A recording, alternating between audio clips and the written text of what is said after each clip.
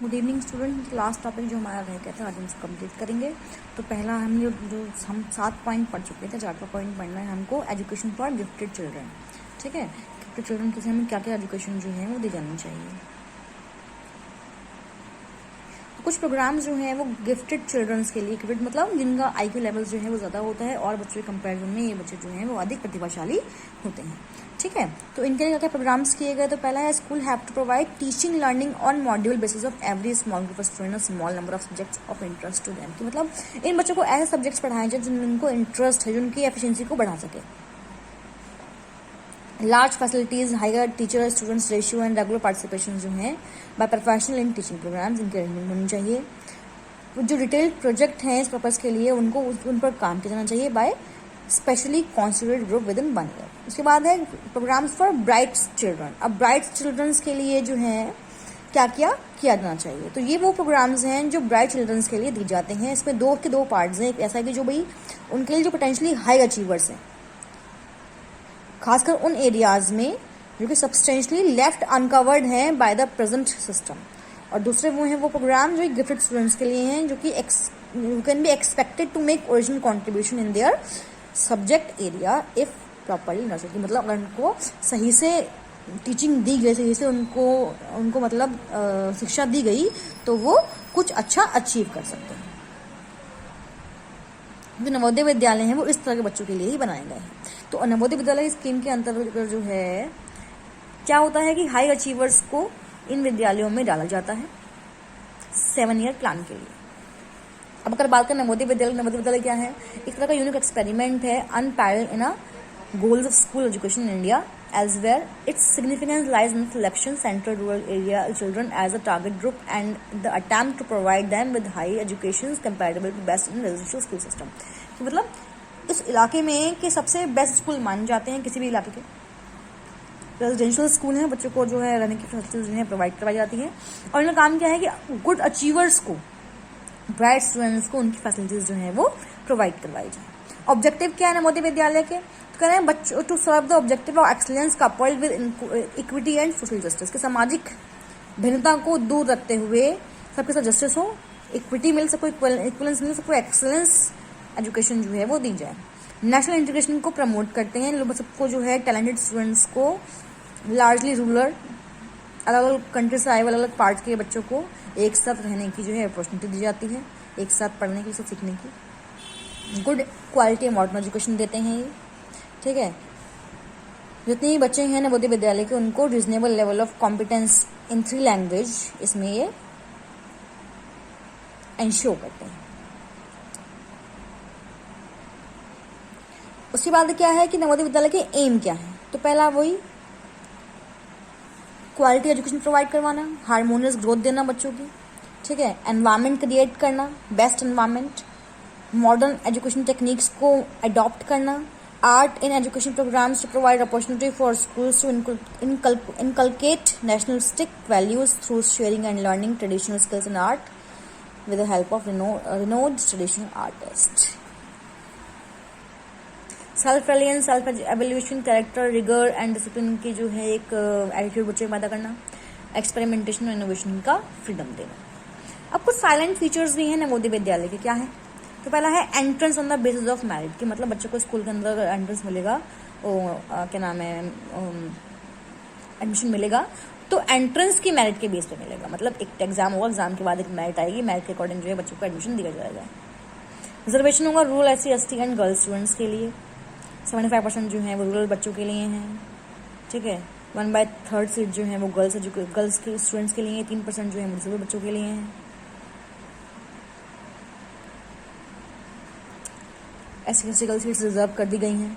उसके बाद है को education residential schools with free education. Navodaya Vidyalaya जो है वो टैलेंटेड बच्चों को फिर 6 to 12 उनको फ्री एजुकेशन देता है, CBSE से एफिलेटेड है। अगर बच्चों को एंट्री चाहिए नवोदय विद्यालय में वो क्लास 6 से शुरू होती है, ठीक है। नॉमिनल फी जो है वो ₹200 है पर मंथ, जो 9 to 12 के बच्चों से ली जाती है। जो भी SC ST हैं और जो गर्ल्स हैं वो उनसे कोई फीस नहीं ली जाती है। Adherence to 3 language formula, 3 language formula को ये फॉलो करते हैं, ठीक है। रीजनल लैंग्वेज को जो है वो मीडियम इंस्ट्रक्शन है फ्रॉम क्लास 6 to 8 और 9th ऑनवर्ड्स। और कहना है कि भाई इंग्लिश में साइंस और मैथ्स आपका रहेगा और हिंदी जो है वो ह्यूमैनिटीज सब्जेक्ट्स के लिए है। उसके बाद प्रमोशन ऑफ नेशनल इंटीग्रेशन को ये प्रमोट करते हैं, ठीक है। उसके बाद के लोकेशन ऑफ जवाहर नवोदय विद्यालय, जो नवोदय विद्यालय हैं वो रूरल एरियाज में स्टूडेंट हैं across the country. State government जो है वो ऑफर करती है cost free land and rent free temporary buildings for the second of Navodaya Vidyalaya, मतलब ये वो लैंड प्रोवाइड करवाती है जो कि फ्री ऑफ कॉस्ट होते हैं नवोदय विद्यालय को सेटअप करने के लिए।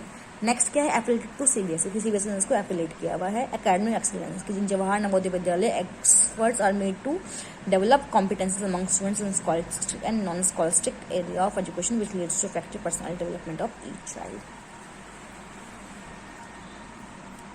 उसके बाद क्या है, कुछ और सजेशंस हैं जो प्रोग्राम ऑफ एक्शन 1992 ने दिए थे। तो पहला है हायर एजुकेशन। तो हायर एजुकेशन को जो है डिजाइन किया गया ताकि बच्चों की ग्रोथ डिमांड्स को फुलफिल किया जाए। फ्लेक्सिबिलिटी प्रोवाइड करवाई गई कॉम्बिनेशन ऑफ कोर्सेज को लेकर के, फैसिलिटी प्रोवाइड करी मोबिलिटी कोर्सेज की मोबिलिटी को लेकर के, प्रोग्राम एंड इंस्टीट्यूशंस को लेकर के, अपडेट किया, मॉडर्नाइज किया करिकुला को ताकि इंटीग्रेटेड वर्क जो है, प्रैक्टिकल एक्सपीरियंस, पार्टिसिपेशन जो है, क्रिएटिव एक्टिविटीज जो है लर्निंग प्रोसेस में शामिल किया सके।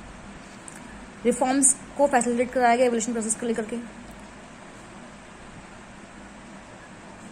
उसके बाद क्या है, रूरल यूनिवर्सल इंस्टीट्यूट्स। अब सेंट्रल गवर्नमेंट है उसने क्या किया, इनिशिएटिव लिया इम्प्लीमेंटेशन करने के लिए, क्या डिफरेंट प्रोग्राम्स जो कि प्रोवाइड करवाएं रिसोर्स सपोर्ट डेवलपमेंट के लिए भी और कंसेप्चुअल के लिए भी। मैथडोलॉजिकल एंड एकेडमिक इनपुट जो है डिजाइन में और स्ट्रक्चरल प्रोग्राम्स में डाले गए। Development of teaching and learning material evolution process जो है इन सबका डेवलपमेंट किया गया। तो कह रहे हैं कि भाई इस पर्पज के लिए central council of rural institution में सेटअप बनाए गए बाय सेंट्रल गवर्नमेंट के। टीचर एंड ट्रेनिंग में ये कह रहे हैं कि grievance redressal machinery will be established on the lines indicated in the section on teachers to ensure that all their legitimate grievances are promptly attended to and they receive what is due to them.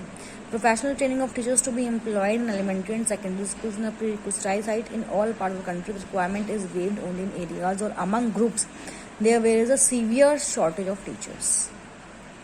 ठीक है, तो यहाँ पे क्या नहीं भाई, teachers की training जो है वो कम से कम प्राइमरी एंड सेकेंडरी लेवल पर की जानी चाहिए। उनको वो सब फैसिलिटीज़ जो हैं वो प्रोवाइड करवानी है जो उनको चाहिए, ठीक है। उसके बाद है delinking the degree from jobs, कि programme envisages the establishment of a national testing service to conduct test on a voluntary basis to determine the suitability of candidates for specified jobs and to pave the way for emergence of norms and of comparable competence across the nation.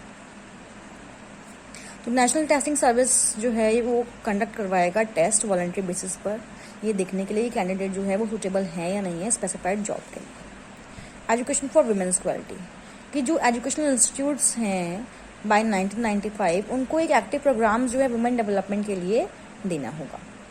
Awareness जो है वो provide करवानी है, aware करना है women's education के लिए, प्रेडिक्यूमेंट के लिए, प्रमोशन ऑफ कम्युनिकेशंस के लिए ऑर्गेनाइजेशंस के अंदर वुमेन्स को लेकर के। हर एक स्टेज पर स्कूल एजुकेशन में और वर्क एक्सपीरियंस के पार्ट में वोकेशनलाइजेशन में गर्ल्स को एक्सपोज करना है और variety of vocational training activities के अंदर। उसके बाद है education of scheduled caste, scheduled tribes and other backward section, जितने भी SC ST OBCs हैं इनकी एजुकेशन के लिए क्या किया गया। तो इनिशिएटिव्स जो हैं वो दिए गए इंडियन फैमिलीज़ को उनको, ताकि वो अपने बच्चों को जो है स्कूल में भेजें, खास तौर से 14 एज की उम्र तक। सिंगल मॉडल एजेंसी थी कोऑर्डिनेशन के लिए ताकि वो सब प्रोग्राम्स को कोऑर्डिनेट कर सके, ताकि डेवलपमेंट हो सके SC ST का और बैकवर्ड सेक्शंस का।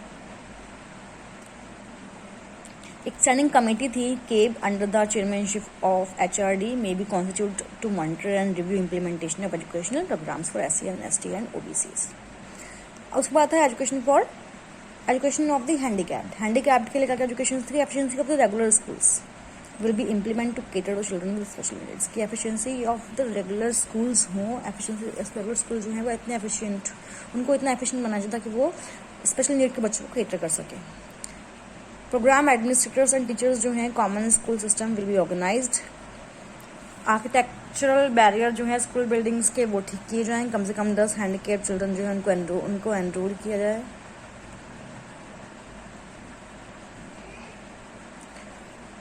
स्पेशल स्कूल जो हैं वही बनाए जाएं। उसके बाद है content and process of school education के अंदर रीओरिएंटेशन। हाँ, तो content and process of education में क्या कहा गया, reorientation of content propose to be brought about by simultaneously launching 3 program implementation of national curriculum framework in the form of introduction of new institutional material and appropriate teaching. Evaluation norms will have to be ensured by the national, state and education authorities in the shortest possible time. तो जो reorientation था, content जो दिया गया था उसका reorientation किया जाए। ठीक है जी। Implementation of national curriculum framework का किसकी फॉर्म में, introduction of new instructional material and appropriate teaching की फॉर्म में। और जो आपके एजुकेशनल इवैल्यूएशन नॉर्म्स हैं उनको भी इंश्योर किया जाए। कौन इंश्योर करेगा, नेशनल, स्टेट या फिर एजुकेशनल अथॉरिटीज कम से कम टाइम पीरियड में।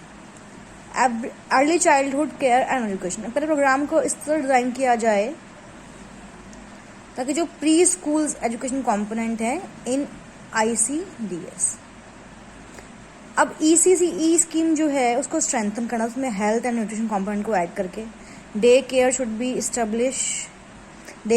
Should be establish at all construction sites and other work centres for womens in which womens are employed in substantial number. कि डे केयर सेंटर जो है उनको establish करना है हर तरह के कंस्ट्रक्शन साइट्स पर, और उसमें वुमेन्स जो हैं वो एम्प्लॉयड होंगे। उसके बाद क्या है, major changes in education after the programme of action 1992। Major बदलाव क्या क्या है, तो पहला है एक्सपेंशन ऑफ नवोदय विद्यालय, कि नवोदय विद्यालय का जो है वो एक्सपेंशन कर दिया गया। नवोदय विद्यालय की स्कीम थी, उसको लॉन्च किया गया after the introduction of national policy of education 1986। इसमें दो स्कूल्स थे 1995-1996 के बीच में, और उनको एक्सपेंड किया गया 576 तक, +12 JNV जवाहर नवोदय विद्यालय। ठीक है जी। और ये कंट्री के हर पार्ट में जो है अवेलेबल्स थे। इसमें islands of Lakshadweep, Andaman and Nicobar, बस तमिलनाडु स्टेट में कोई भी नवोदय विद्यालय। उसके बाद क्या, स्टैट्यूटरी रीऑर्गेनाइजेशन टू NCTE।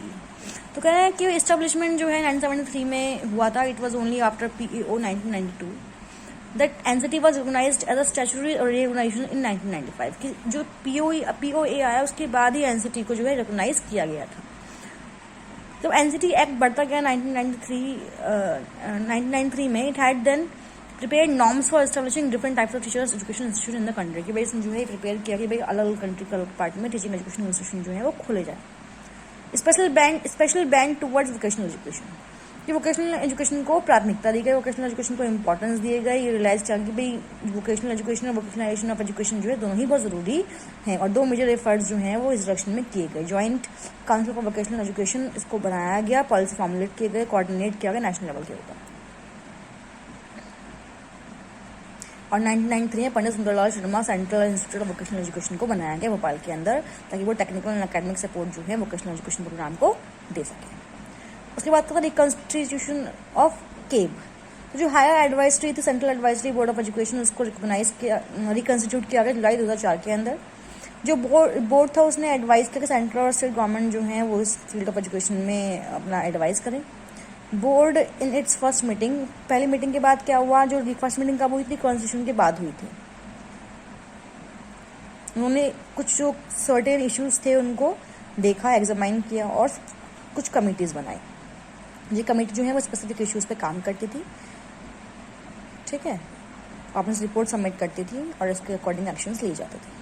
उसके बाद launching of national curriculum framework. तो रिकमेंडेशन के अकॉर्डिंग जो NP 1986 थी और PO 1992 थी, तो NCERT ने एंगेज किया टास्क में ताकि वो प्रिपेयर कर सके नेशनल करिकुलम फ्रेमवर्क उन स्कूल्स के लिए जो कंट्री के हर एक पार्ट में अवेलेबल थे।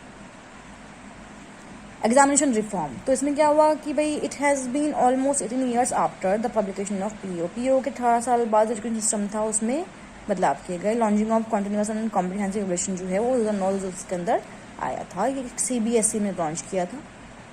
ठीक है जी। तो ये कुछ आपका ये लास्ट टॉपिक था। किसका, कौन सा टॉपिक हम पढ़ रहे थे, हाँ भाई POA के बारे में हमने पढ़ा 1992 के अंदर। ये सारे टॉपिक जो हैं वो POA के अंदर थे। नेक्स्ट टॉपिक जो है वो आपका discuss about national knowledge commission, ये हम नेक्स्ट क्लास में करेंगे। आज आप जो है यहाँ पे इस टॉपिक को खत्म कर लेंगे। इंपॉर्टेंट टॉपिक है, अच्छा टॉपिक है।